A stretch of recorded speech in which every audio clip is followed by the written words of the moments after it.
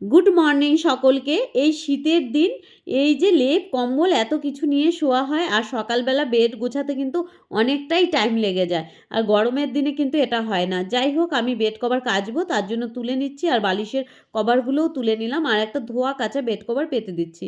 আর দেখো, সকালবেলা যদি শত কাজের ভিতরেও ঘরে এসে রুমে ঢুকে যদি বেডটা ক্লিন থাকে, তাহলে কিন্তু মনটা ভালো থাকে।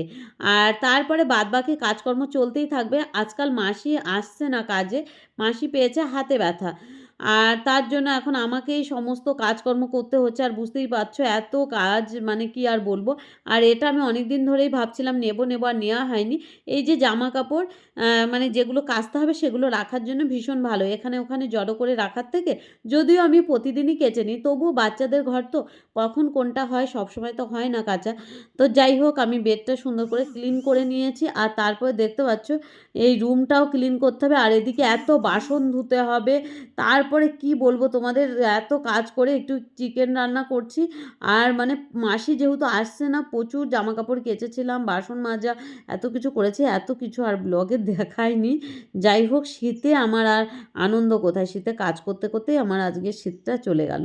তো আজকের মতো আসি।